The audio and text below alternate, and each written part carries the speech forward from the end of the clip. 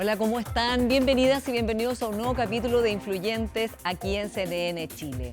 Hoy día vamos a seguir analizando las consecuencias de la elección presidencial y, por cierto, su proyección, tanto para el actual oficialismo, el progresismo, como para las derechas y para el nuevo gobierno que se inicia del presidente electo José Antonio Kast.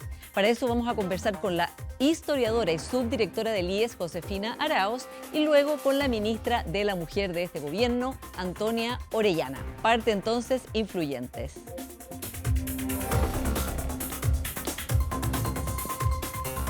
Josefina, muy bienvenida al programa. Muchas gracias. Josefina, tú has escrito, vamos a analizar por supuesto la elección presidencial en detalle, pero tú en varias elecciones, como eres además una destacada columnista, has advertido, recuerdo por lo menos un par de veces, de tener cuidado con las borracheras electorales, ¿no? De pensar que cuando se sacan muchísimos votos, en realidad los vientos están corriendo hacia el lado de uno y que eso, a tu juicio, ha terminado con malas interpretaciones o malas lecturas, errores de diagnóstico respecto de lo que realmente significó esa adhesión. Como en este caso, José Antonio Kast ha ganado con un 58% y la cantidad de votos más grande, digamos, de la historia, por el voto obligatorio además, por supuesto.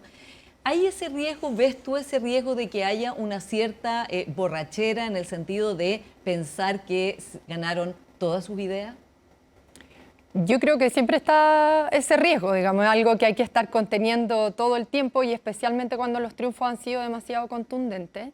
Y la borrachera yo creo que es siempre nociva en política, digamos, nunca es muy aconsejable, pero más aún en estos tiempos, ¿no? No solo en Chile y el mundo, en que hay como una fractura, ¿cierto? Se ha hablado muchas veces entre política y sociedad, en que no es muy claro, ¿cierto?, qué explica las adhesiones de los votantes, ¿cierto?, por sus representantes, ¿no? Qué tan estables son, pero además cuáles son las razones por las cuales adhieren, ¿no? No es inmediata, en parte por la crisis de los partidos, ¿cierto?, porque no hay adhesiones propiamente ideológicas, ¿cierto?, y eso obliga como a una cautela y una prudencia que ya son virtud en política, pero que ahora se exageran.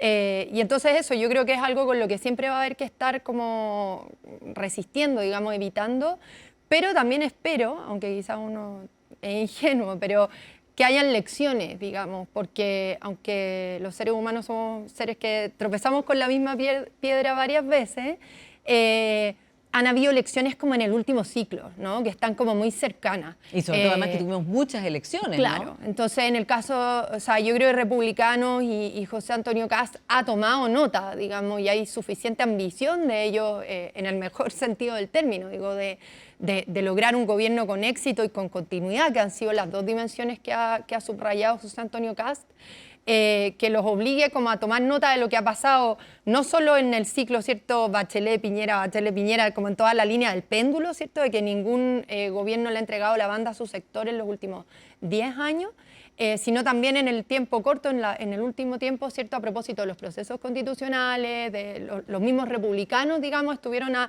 la cabeza de un proceso que, más allá de sus características particulares, ¿no?, los tuvo como mayoría en un proceso que me imagino sacaron lecciones de él, claro, ¿no? y que vamos a hablar del segundo proceso constitucional, del cual se habla menos, pero claro, como dices tú, ellos tenían un gran poder en ese proceso que finalmente fracasó.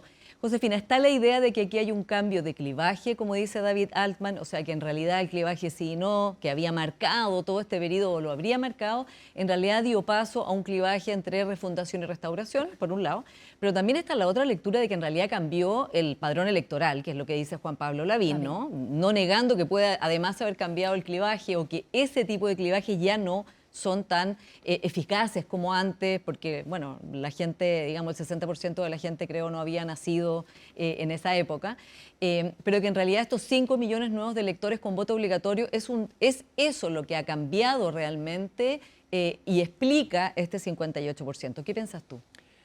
Creo que son las dos grandes hipótesis más persuasivas, ¿cierto?, hasta ahora para explicar el momento político y lo que ha pasado en el último tiempo, y que me parecen además más persuasivas que otra tesis bien instalada, que es la del péndulo, ¿no? Digamos, de que digamos, son tiempos de enojo, ¿cierto?, y hastío claro, electoral. Siempre pierde el incumbente. Donde siempre va a perder el incumbente y que tiene el riesgo, es una tesis cómoda, ¿no? Una tesis cómoda porque un poco no hay nada que hacer, y más bien lo que conviene es esperar a que te toque de nuevo ser oposición y entonces emplazar al adversario que está en el poder y luego tú vas a recuperar ese lugar, ¿cierto? Y yo creo que esa tesis es la al menos más tensionada, digamos, por estas dos líneas de interpretación que a mi juicio son más bien complementarias y hay que ver cómo dialogan, ¿no? Yo creo que se pueden superponer, ¿no? O sea, es evidente que la gran novedad del voto obligatorio modifica todo, modifica de tal modo el panorama electoral. Esto se habló para el rechazo, para la primera votación con voto obligatorio en 2022, ¿cierto?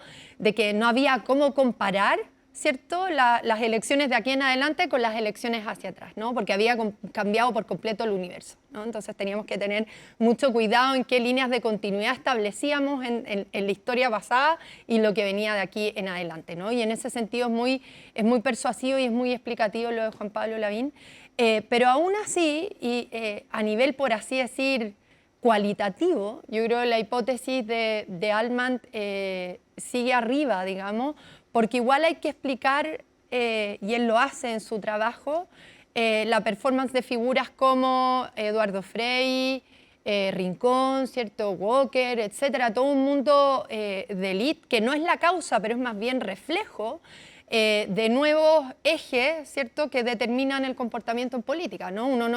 Ellos no son electores nuevos, ¿no? Son actores viejos de la política tradicional, que hacen este cruce del Rubicón, como dice David Altman, ¿cierto?, en su trabajo, y que revelan que hay clivajes que se están superponiendo a clivajes históricos en actores en los cuales ese clivaje histórico sigue operando, digamos. Ahora, esa tesis tiene el problema, o sea, no el problema, digamos, muy interesante como tesis, y vamos a seguir viendo en el futuro si se prueba o no como algo estable, ¿no?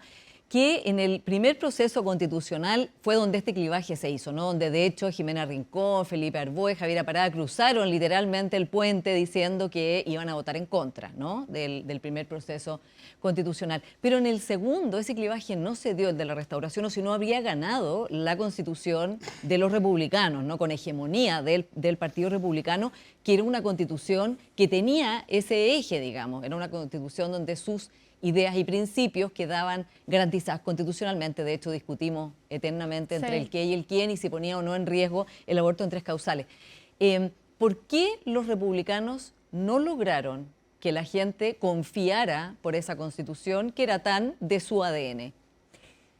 Es una pregunta difícil de responder porque, y en ese sentido yo discrepo de la equiparación total, ¿cierto?, entre los dos procesos, porque la gran diferencia entre ambos, más allá de diferencias que se puedan hacer a la hora de leer los documentos, de comparar las cartas, pero la gran diferencia entre ambos procesos es, perdón la obviedad, pero es que el segundo proceso tiene un primer proceso como antecedente, ¿no? Entonces, cuando parte, no sabemos hasta qué punto el segundo proceso constituyente está un poco condicionado a tener ese derrotero. Más allá, esto no libera de responsabilidad a los actores, ¿no?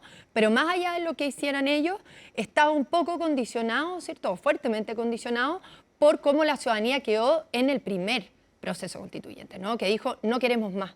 Y esto nunca lo vamos a saber porque no hubo plebiscito de entrada para ese segundo proceso, por muy buenas razones, digamos. O sea, eso se justificó en cumplir con la palabra dada, ¿cierto?, entre los actores políticos a cargo, conduciendo el proceso, etcétera, ¿no? Tuvo su justificación. Pero en alguna medida el segundo proceso constituyente parte muy atrás.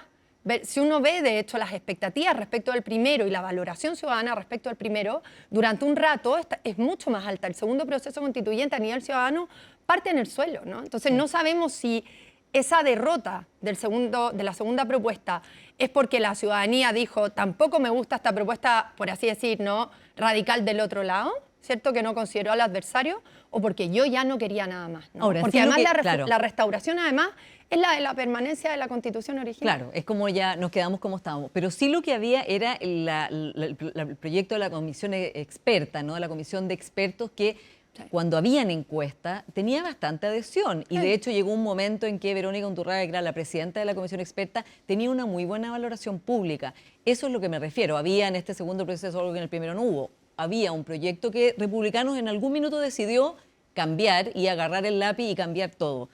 Fue un error, o sea, que tú decías, creo que Republicanos y José Antonio Kast han entendido algo de esto, ¿no? Respecto de la borrachera, de no pensar que porque habían votado por muchos republicanos en ese consejo significaba que todas esas ideas estaban.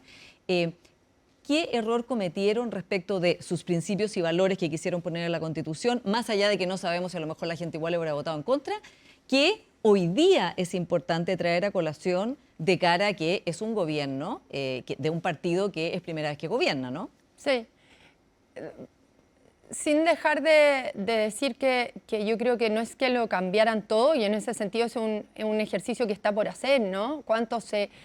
¿Qué salto hay y cuán significativo es el salto de la propuesta que queda respecto de la comisión de expertos, ¿cierto?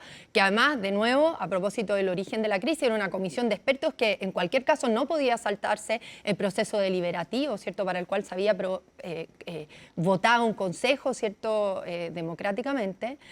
Más allá de toda esa discusión, que me parece que es una discusión en sí misma, yo creo que la elección para republicanos la aprueba el propio José Antonio Kast. Él mismo lo ha dicho estos días, ¿cierto? Desde que gana el 14 de diciembre, de la capacidad de construir mayoría. Yo creo que ese es uno de los principales desafíos de los partidos nuevos y de los grupos nuevos que llegan al poder, ¿no? Que es sobre lo cual tuvo dificultades el actual gobierno, y es en lo que el peso de la prueba que tiene hoy día republicano, ¿cierto?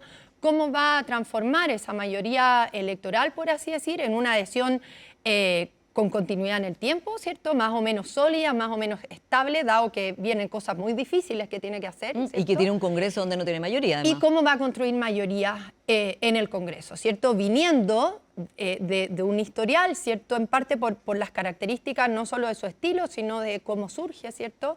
De la crítica de los partidos tradicionales, viniendo de una dinámica más de impugnación y de emplazamiento de crítica, y ahora tienen que salir a construir y a generar mayoría. Yo creo que ese es el mayor desafío que tienen, y que ellos lo saben, que creo que la primera traducción fue la del marco del gobierno de emergencia, que fue muy persuasivo y que sigue siendo el eje desde el cual José Antonio Kast quiere no solo convocar a la ciudadanía, sino construir mayoría política. ¿Y tú crees, Josefina, que se va a mantener, o sea, digo, no como así de ver el futuro, pero tú crees que sería una buena idea mantenerse en esta idea del gobierno de emergencia, que es una pregunta abierta, si realmente cuando se acaba la emergencia van a empezar a hacer una agenda con sus ideas o en la batalla cultural, algo que desde derecha también está siendo presionado por Johannes Kaiser y el Partido Nacional Libertario, que sí quiere dar esa batalla cultural y que sí quiere entrar en esos temas que evidentemente no son parte de un gobierno de emergencia, que son seguridad, migración, empleo, crecimiento.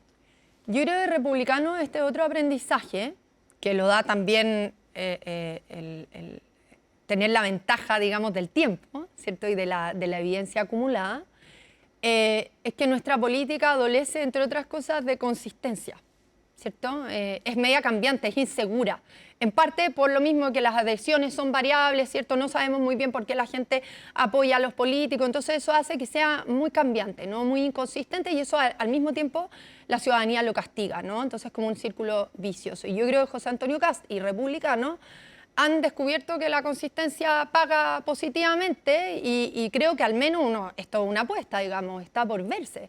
Pero hasta ahora, en la campaña, y es lo que parecen mostrar en estos primeros días después de la elección, que quieren mantenerse fieles a ese marco del gobierno de emergencia. Mi temor no sería tanto que vayan a renunciar a él, ¿cierto?, para desnudar su verdadero rostro. Yo al menos no tengo ese temor, y creo que el propio José Antonio Kast ha dado pruebas de eso, sino que ese marco sea insuficiente, digamos, por la complejidad de los desafíos que hay. O sea, hasta qué punto el marco del gobierno de emergencia se tiene que ir llenando de contenido, ¿cierto? Y bajando, concretizando para hacer de verdad una hoja de ruta para el futuro, porque a veces van apareciendo problemas que no tenías identificados en un comienzo, ¿no? Tú dices, estos son mis tres grandes ejes, pero en fin, la realidad es más compleja. Es lo que le puede pasó a este poner gobierno, otros de encima. hecho, ¿no? No Que sé, un terremoto, digamos, claro, ¿no? o que tuvo Lo que sea. dedicarse a temas que no estaban en su programa de Puestos gobierno y en que la son agenda. digamos, las necesidades fundamentales Sí. de las personas hoy día, seguridad, Sí. crecimiento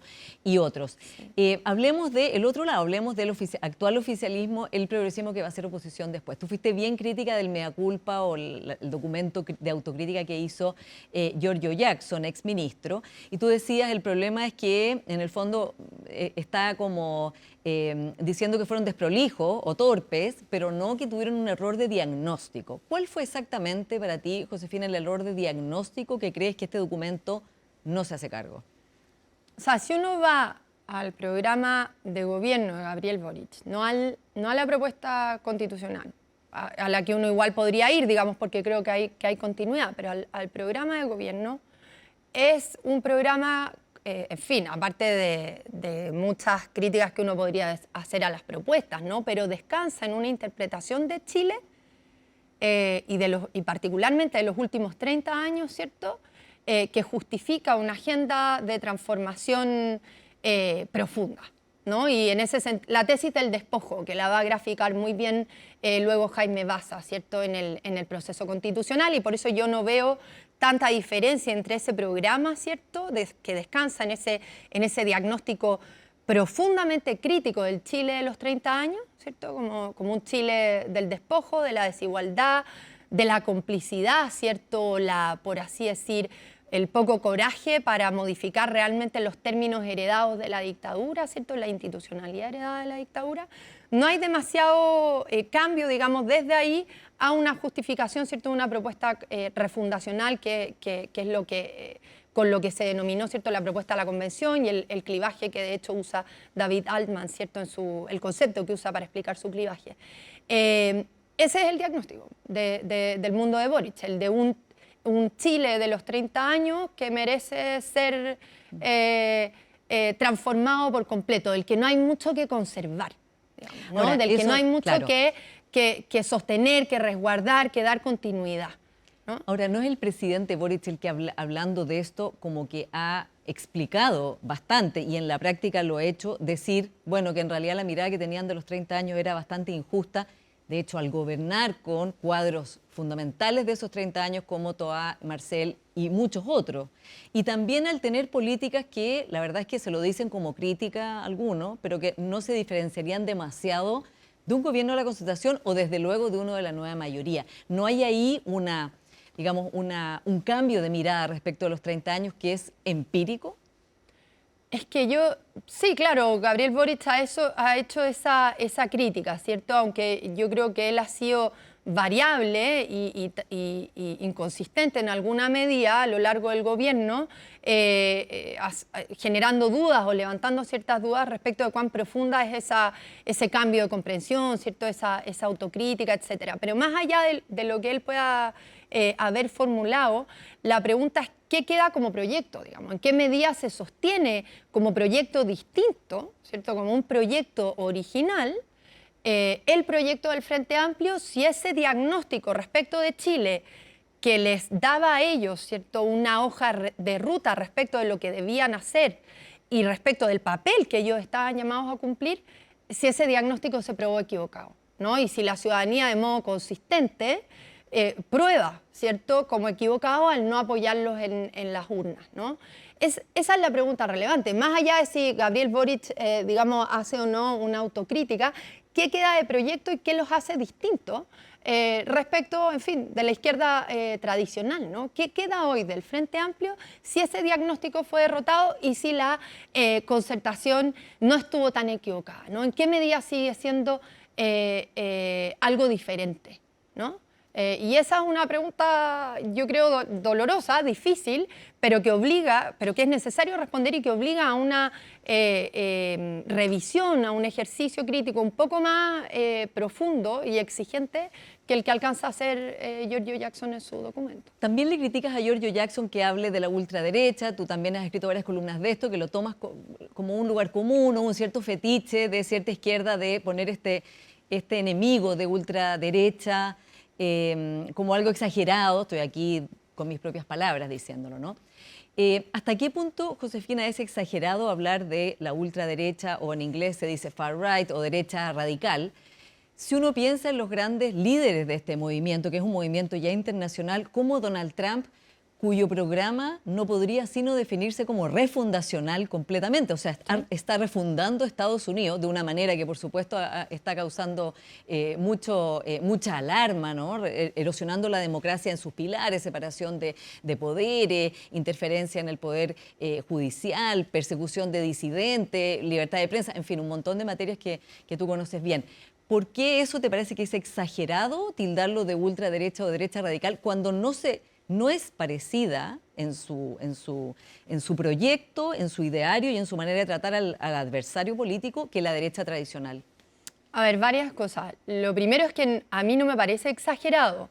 Me parece que el enfoque, el marco de la ultraderecha tiene problemas de orden metodológico en sus premisas, etcétera, que arriesgan a hacerlo impreciso. Ya. ¿No? O sea, existe la ultraderecha. Sí, puede que exista. La pregunta es ¿qué estamos incluyendo en ella? ¿No? ¿Qué estamos incluyendo en esa definición y hasta qué punto nos permite identificar bien los problemas que existen, ¿no?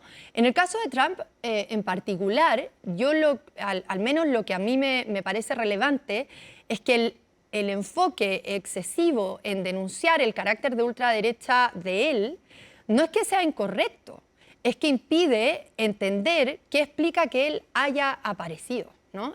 A mí, respecto del caso norteamericano, lo que, en fin, y no es a mí, digamos, lo que a partir de autores que yo he seguido, digamos, me parece relevante subrayar, es cómo uno reconstruye la historia previa, ¿cierto?, norteamericana, en la cual Donald Trump es como el punto de llegada, ¿no? Y no apenas el inicio, ¿cierto?, de una debacle que aparece como de la nada, ¿no? O sea, en el fondo, si te entiendo bien, es como decir que señalar aquello ultraderechista, radical, refundacional de Trump no impide mirar por qué se llegó a eso. Claro. Ya. ¿Qué pasó? Pero tampoco dejar de mirar que es un gobierno que está erosionando. Y es muy relevante, digamos, estar, y sobre cualquier gobierno, digamos, es muy relevante estar mirando si están pasando a llevar dimensiones relevantes del Estado de Derecho, ¿no? Eso vale también para Bukele, exactamente, etcétera, ¿te parece ¿no? que Trump pasa a llevar dimensiones relevantes del Estado de Derecho? Yo sí creo que él tiene una propuesta refundacional. O sea, y es evidente, digamos. No sé si alguien podrá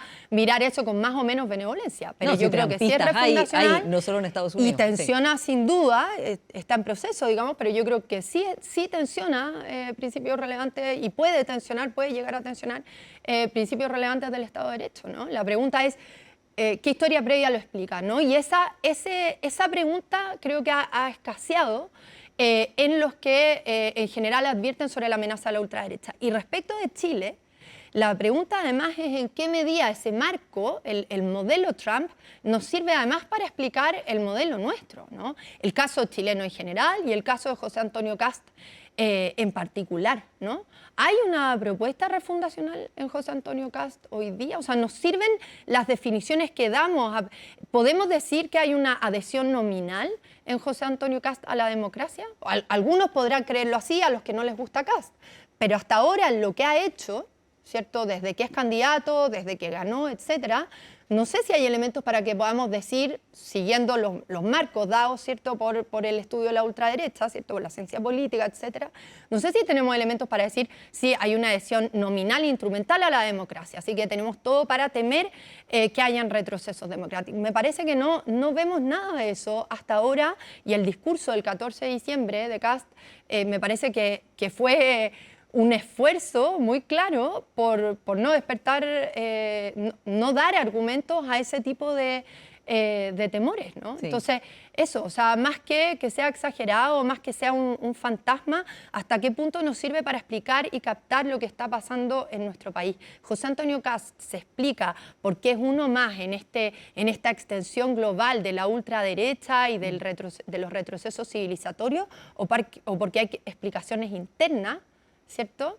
Del proceso político en Chile y de lo que Kast y el Partido Republicano han logrado hacer en el último tiempo en Chile, nos guste o no, que explican su éxito. Ahora, también él la ciencia política lo sitúa en esta familia política que tiene diferencias desde luego, como Porque toda familia política, porque él se va ha a estas vinculado. reuniones internacionales, Sí, digamos, lógico, ¿no? lógico. Con Trump, con Bolsonaro, con Meloni, con Milei, o sea, y con Víctor Orbán. Ha generado sus propias alianzas. Él ha estado ahí, ¿cierto? digamos, no es que diga yo no tengo nada que Como hacer acá. Gabriel Boric ha generado las suyas, ¿no? Sí. La pregunta es si eso nos permite poner en duda, Claro. ¿cierto? O más que poner en duda, probar que eso indica, afirmar que eso indica una adhesión nominal o un peligro para la democracia chilena. Claro. Por ejemplo, que su primer viaje haya sido a ver al presidente Milei y sacarse la foto con la motosierra. ¿Cómo lo evalúas tú? Desde esta perspectiva, digo, de decir, yo soy algo, puede que esté con ellos en esta reunión, pero soy algo diferente. En el entendido que Milei tiene un tono, un estilo y una manera de tratar a los adversarios políticos, que los trata de una manera, digamos, completamente inaceptable en el discurso chileno, hasta la que prensa, no es el mismo, no es el hasta estilo la de Kast, prensa, ¿no? Hasta muchas otras cosas. De hecho, trató de nombrar jueces por decreto, por ejemplo, algo que incluso aquí mismo personas de derecha decían, oye, esto jamás podría pasar en Chile. ¿Es una buena señal en ese sentido? A ver, yo creo que ese viaje tiene varias razones y revela también el tipo de dificultades que tiene José Antonio Kast, porque él le logró, por el modo en que gana, por la magnitud con la que gana, y por las características de la sociedad chilena hoy día, significa que tiene que hablarle a muy distintos públicos, ¿no? Tiene que hablarle hoy día desde el mundo de Kaiser, ¿cierto?, hasta el mundo de Maldonado y Rincón, por así decir, ¿no? Es un universo bien amplio y difícil, y eso incluye en algún punto al mundo que le gusta a Milei, ¿no? Claro. Yo creo que también hay en ese sentido un esfuerzo que a algunos nos podrá gustar menos, pero hay guiños que me imagino que él tiene que hacer, ¿no? Pero que son un problema porque probablemente van a ir, esto es un gesto más simbólico, ¿no? Pero en el futuro pueden ir significando tensiones más fuertes con todo ese universo, ¿cierto?, que él tiene, con el cual él tiene que mantener buenos vínculos, ¿no? Puede llegar un momento en que a Rincón y a Maldonado ya les generen más conflictos, ¿cierto?, los guiños a ese otro público, ¿no? Claro. Entonces, o a ahí, estos 5 millones de electores más desideologizados. claro, ¿no? o sea, ahí hay un juego, digamos, que él tiene que hacer que yo creo que es muy difícil y que vamos a ver cómo lo logra manejar. Pero el viaje a Argentina es más que eso, digamos. Ahora, él además explicó él mismo que, en fin, dijo, la motosierra es el símbolo del presidente y yo estaba en la casa del presidente y tenía que hacerlo, ¿no? Esa fue como, él no le dio más peso y más significado a ese gesto. Pero muchos analistas, y transversalmente, digamos, han subrayado el valor de la visita de José Antonio Kast a Argentina por volver a fortalecer un lazo con un vecino importante que está debilitado en este último gobierno, ¿cierto? Un lazo que se ha deteriorado y en eso hay un diagnóstico bien crítico respecto a lo que ha hecho el gobierno actual, que él trata de rehabilitar, pero además un intento por, ¿cierto?, iniciar una agenda internacional, regional, ¿cierto?, para crear este corredor humanitario para el tema migratorio. Por último, Josefina, probablemente el tema más importante que tiene que enfrentar este gobierno, justamente porque se ha definido como de emergencia, son las expectativas, ¿no? Una alta expectativa de que va a solucionar estos temas de una manera rápida, es lo que la gente piensa, ¿no? Que va a expulsar a los 300.000 migrantes irregulares de alguna manera, que va a poder hacer crecer Chile de una manera mucho más rápida, acercarse probablemente al 4%, y que va a poder combatir muy distinto que este gobierno a el Tren de Aragua y todas las organizaciones de crimen organizado. ¿Cómo ves tú ese problema? Porque lo que se sabe, reporteando con todos los expertos en la materia, es que la verdad es que no hay una política automática que en muy corto plazo cambie este panorama completamente. Muy difícil. Esa es la principal dificultad, probablemente. Construir mayoría y manejar las expectativas de la ciudadanía frente al tipo de promesas, ¿cierto?, que él estableció en materias además que son tan prioritarias. Va a exigir altas dosis de destreza y de virtud política, pero yo creo que al menos, o sea, está por verse, digamos, no sabemos cómo va a ser, pero lo tiene claro. O sea, el presidente electo tiene claro que esas van a ser las principales dificultades y que tiene que dar señales desde ya sobre eso, ¿no? Y el domingo 14 de diciembre dijo, voy a poder mostrar cambios desde el comienzo, pero no resultados, ¿cierto? Hizo Claro, bajando esa las distinción. expectativas también, ¿no? Fue fijando además especificando qué es lo que va a poder hacer en los 90 días que ellos mismos se pusieron como marco, que es la ley, por ejemplo, que va a ser delito el estar como inmigrante ilegal en Que Chile. tienen que pasarla por el Congreso todavía. Exactamente. Entonces, en el fondo, él va a tener que hacer ahora un ejercicio de especificar y de justificar el orden de las cosas y dónde la ciudadanía puede empezar a ver o esperar ver algún tipo de resultado. Pero ese probablemente va a ser su principal desafío. Y veremos cómo se desenvuelven los meses que vienen. Josefina Arauz, muchas gracias por esta conversación. Nada, a ti, un gusto. Vamos a una pequeña pausa y ya seguimos con más influyentes. Viene la ministra Antonia Orellana. Espérennos.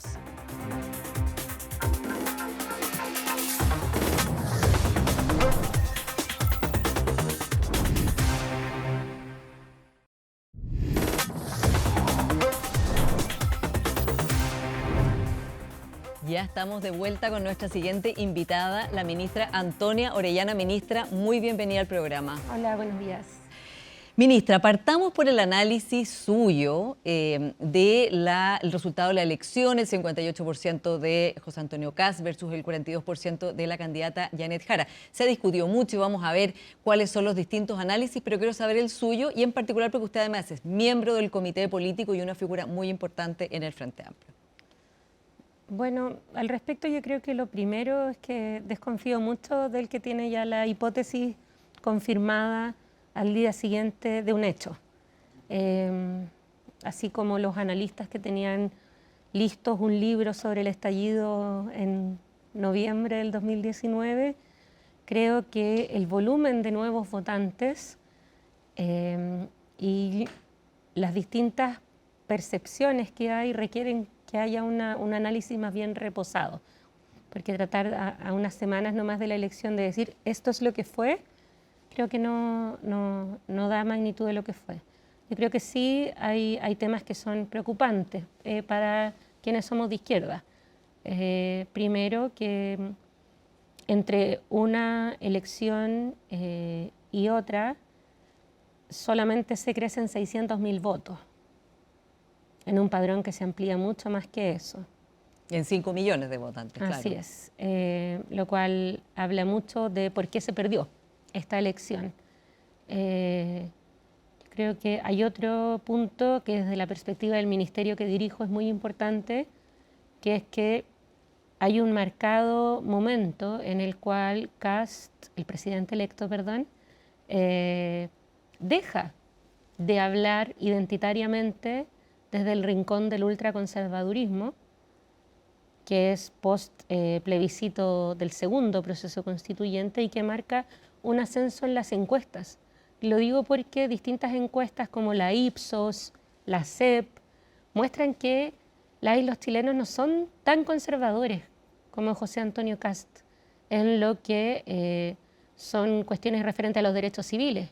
De hecho, en la CEP muestran que de hecho los chilenos son bastante liberales, ¿no? En todas esas materias consideradas valóricas. Y por lo tanto, se instalan siempre análisis bien simplistas de las feministas llegaron muy lejos y por qué eso provocaron esto. Pero si miramos los datos, el presidente electo tuvo una derrota electoral durísima el 2023 en un Consejo Constitucional en el cual tenía la mayoría absoluta. Y uno de los principales factores fue el voto femenino. De hecho, el propio Sebastián Piñera hijo lo dijo en algún momento en un encuentro en el Hotel Atón. Y por lo tanto, yo quiero discutir esa tesis. Creo, de hecho, que hay un crecimiento a partir de abandonar el nicho del ultraconservadurismo. Ya, sí, porque ahí las mujeres votaron contra el proceso constitucional y de hecho votaron contra José Antonio Kast y por luego fue presidente, que es el presidente actual, evidentemente, Gabriel Boric. Yo creo que el voto femenino fue importante, así es, ¿no? que es importante mirar no solamente el cambio en el votante, que ya lo mencionaba, 600.000 votantes solo de crecimiento es un rendimiento magro, pero también hay que mirar el cambio en el candidato. Y ahí un candidato que hizo su carrera política a la derecha de la UDI, tratando a los coroneles como personas que habían renunciado a los principios de Jaime Guzmán, que llevó al Tribunal Constitucional la pastilla del día después. Lastres causales que consiguió incluso algo que es una excepción jurídica en el mundo, que es la objeción de conciencia institucional, es decir, súbitamente las instituciones tienen conciencia, hoy deja de hablar de plano y ya no habla de eso. Claro, porque habla de su gobierno de emergencia en el cual se va a abocar solo a los principales problemas de las personas, seguridad, ¿Le dejó de crimen importar organizado. o se demostró que era importante para los chilenos eso? Bueno, él cuando se le ha preguntado y se le preguntó en los debates presidenciales, dijo que él seguía pensando lo mismo, pero que entendía que este era un momento en el cual había que evocarse a eso. ¿Usted, ministra, cree que se va a mantener dentro de ese marco que es el que probablemente le dio el triunfo, ¿no? Porque, como dice usted, el año 23, la gente votó contra la Constitución en que tenía mayoría el Partido Republicano. ¿Usted cree que se mantendrá ahí? Porque le he visto algunas declaraciones en que tiene la duda. O sea, yo no puedo hacer ficción a futuro. Lo que tengo es la experiencia como 4 años de ministra en los cuales Republicano ha actuado de una forma que no solamente incluye atacar duramente o expulsar a quien piensa distinto, como la senadora Carmen Gloria Aravena, quien por lo mismo no pudo ir a la reelección, solo por estar de acuerdo en firmar el acuerdo de la Comisión para la Paz y el Entendimiento en el conflicto del pueblo mapuche y el Estado chileno, sino que también en una forma de política que yo considero que es sumamente agresiva en redes sociales. Después yo me los encuentro en el Congreso y les digo, diputado, ¿cómo está? Y al parecer no sé, será el community manager o como la gente se envalentona en redes, pero no es lo mismo. Y por lo que he visto estos días, hay un concepto que utiliza un académico español que se llama la infoxicación en estos tiempos, que es algo que ocupa habitualmente el presidente Trump, que es que estamos discutiendo todos de una última señal y no de las decisiones de política pública. La verdad es que yo creo que no es de mayor relevancia dónde habita un presidente. Desde a mí como ministra de la Mujer, que me he dedicado a hacer crecer la red de atención del Servicio Nacional de la Mujer y Equidad de Género, que partimos el 2022 con solo 3 centros de atención más compleja, más multidisciplinaria, y vamos a entregar el gobierno con 27 centros. Me interesa saber si el recorte fantasma va a afectar esa partida, porque es una de las que no tienen respaldo legal, como la gratuidad o la PGU. No está determinada por una ley. Creo que no es relevante uno u otro gesto, sino más bien cuáles son las decisiones que están bastante en el aire. Sí, y por lo tanto, claro. yo lo que veo es una estrategia muy similar a la que han seguido otros países en donde sí ha habido retrocesos para las mujeres, y veo una estrategia similar. Pertenecen además a un núcleo internacional similar: Hungría, Argentina, Estados Unidos y más, y tengo la experiencia previa de este comportamiento, y por lo tanto yo creo que más bien la carga de la respuesta está en el próximo oficialismo. Ministra, una decisión que ya comunicó es que el Ministerio de la Mujer no estaría en el comité político. ¿Cómo reacciona usted a esa decisión? Porque este fue una de las innovaciones y cambios que hizo este gobierno, justamente para darle más importancia al Ministerio de la Mujer.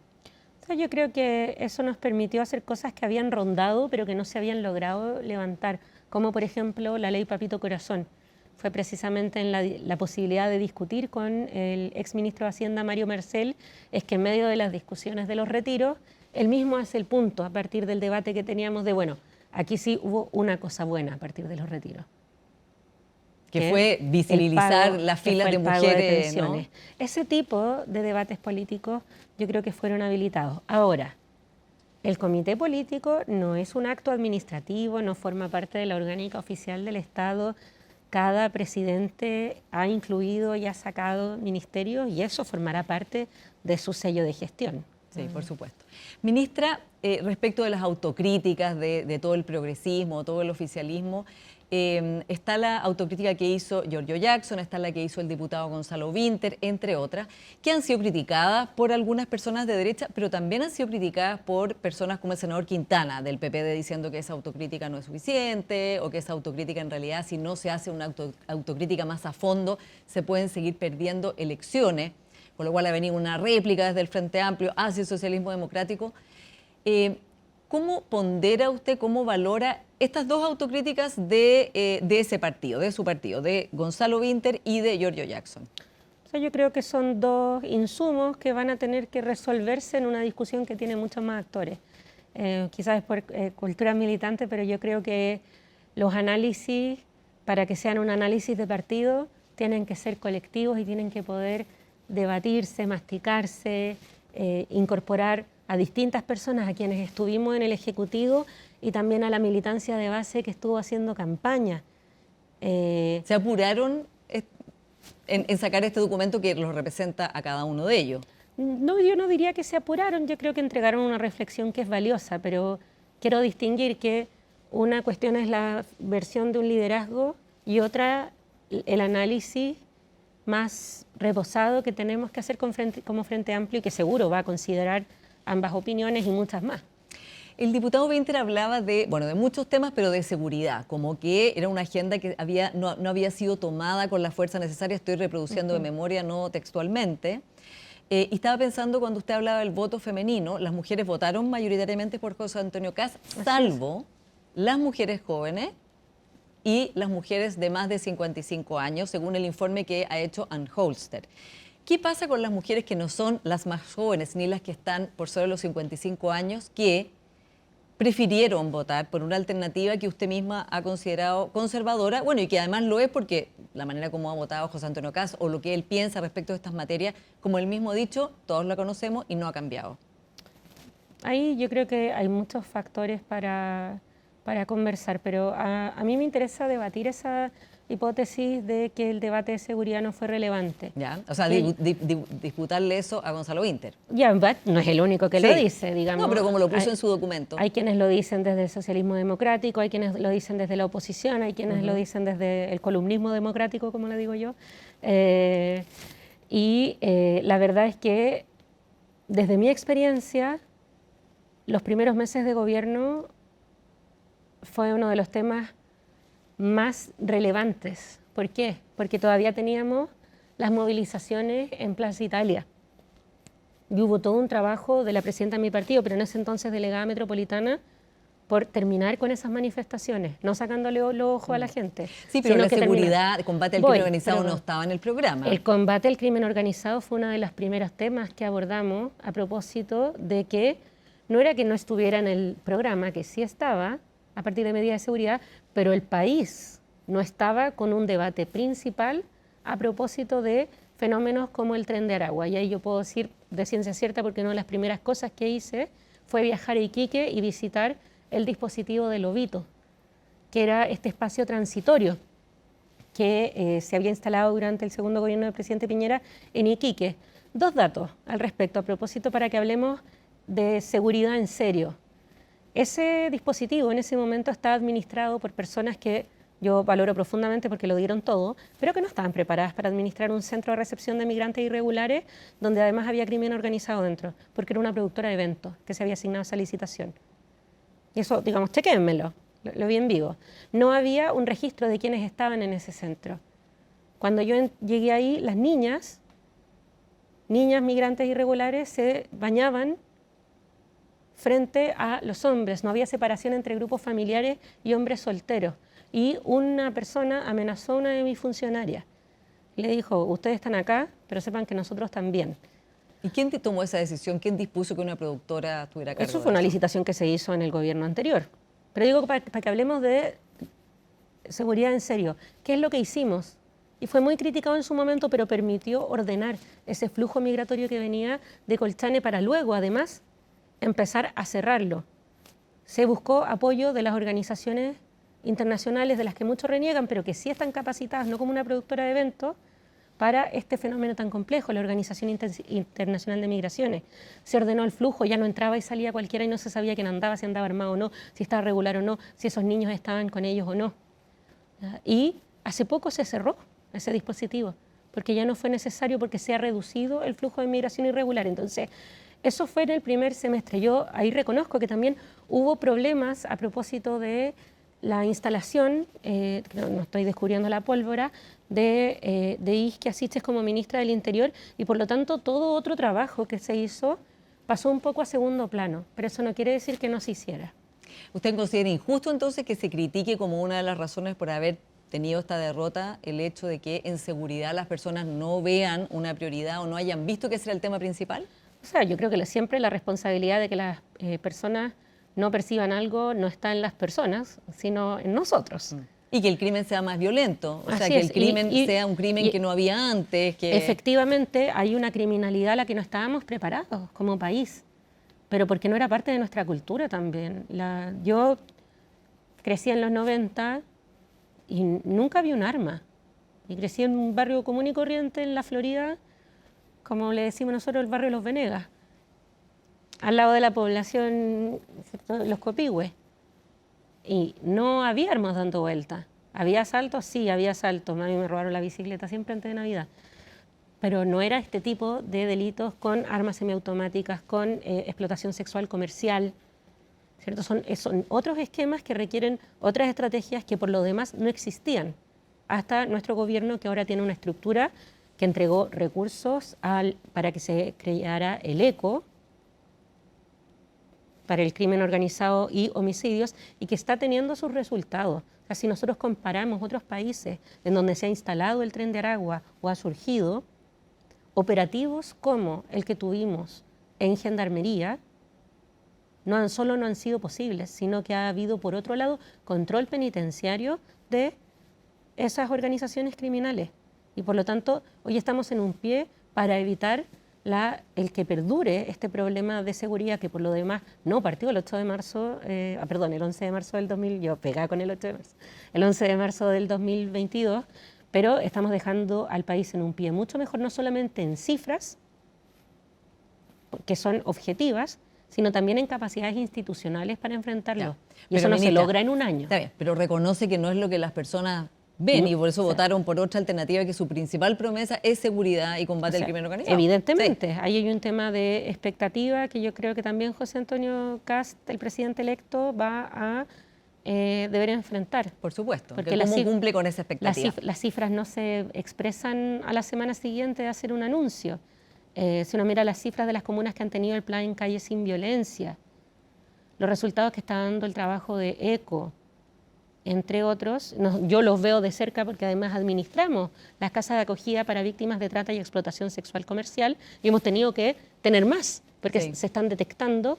Son cifras que demoran. Ahora, efectivamente, yo creo que fue uno de los elementos relevantes en esta elección, pero no por eso voy a dejar de discutir que no se hizo desde el primer día, porque se hizo desde el primer día. Y era tema en ese momento las manifestaciones que seguían, la recuperación de los barrios comerciales que estaban en zonas céntricas en las regiones, cosa que también se hizo, y el hacer todo el camino que hoy nos permite decir que hay una estrategia contra el crimen organizado en nuestro país, que estamos en un estado distinto a varios países de la región. Ministra, el informe o el análisis que hizo Giorgio Jackson incluía errores que había cometido él, errores en general, usted lo conoce bien el documento, pero hablaba de dos casos que les habían pegado en la línea de flotación, el caso Convenios y el caso Monsalve.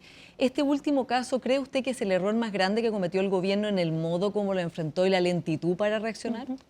Respecto al caso Convenios, yo tengo una lectura que es más política que administrativa, que es que a mí lo que personalmente, y creo que el partido, porque a diferencia de otros partidos nosotros fuimos muy severos con los militantes involucrados en el caso Convenio, es que aquello que criticamos mucho, que es que se usaran las carencias de la población para instalar redes que son clientelares, se pretendiera hacer. Eso para mí no es progresista, eso para mí es privar a las personas de servicios públicos, tratando de suplantarlos a través de estas estructuras como medias, que es algo perfectamente gremialista.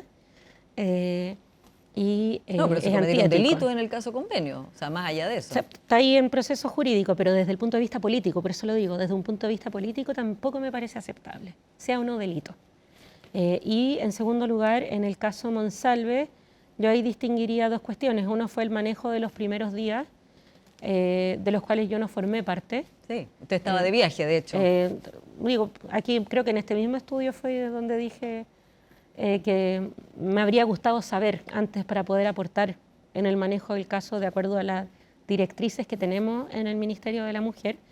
Pero creo que hay otras cuestiones que contribuyeron a que esa cuestión se acentuara, y en eso yo también tengo mi autocrítica de que estaba tan enojada que salí a hablar sin tener todos los antecedentes. No sabía cómo se habían dado las cosas. Y en segundo lugar, muy enojada, y eso siempre es un problema. Usted pensó en renunciar, ¿no? Lo pensé, sí. ¿Y qué la hizo quedarse en el gobierno y no irse? Porque en realidad, claro, un gobierno feminista, usted la ministra de la Mujer, en el comité político, y pasa esto, que además la propia ley Karin, que ustedes promulgaron y que fue firmada por Manuel Monsalve como en ese momento en calidad de subsecretario, de ministro subrogante, vi la ley, establecía lo que había que hacer. O sea, yo creo que independiente de su firma, eso no inhabilita el gran trabajo que se ha hecho. No digo con que la ley Karin. Estaba ahí claro lo que había que hacer. Pero estaba el derrotero, digo. Tengo la mala costumbre de leer las redes sociales, Sí. cuando no es voto 3.451, sino cuando veo que hay una persona detrás. Que se trata de invalidar algo que yo creo que es un avance importante que va a seguir. Sí, no lo frutos. quería invalidar, le pregunto. ¿Por qué no renunció? Porque tengo un compromiso que va más allá de mí misma y lo enojada que puedo haber estado. Y en ese momento además teníamos un compromiso pendiente que para mí era muy relevante, que era la publicación del reglamento de objeción de conciencia, que habíamos trabajado durante 2 años con las organizaciones, con expertas abogadas, y que era el paso necesario para poder implementar correctamente las 3 causales. Y por lo tanto, centrarse en la tarea a veces es una buena forma de esquivar turbulencias.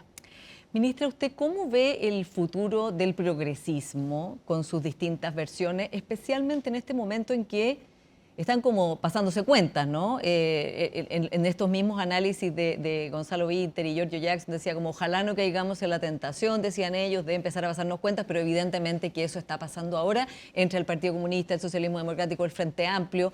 ¿Ve que este ambiente que se está creando ahora, entre sí, digamos, va a poner en riesgo una unidad a futuro de la cual muchas personas son partidarias, incluida, por ejemplo, la expresidenta Bachelet, que lo dijo en una reunión que tuvo hace poco en su fundación, la misma ex candidata Janet Jara? ¿La ve posible esa unidad? ¿La ve necesaria a pesar de todas estas diferencias?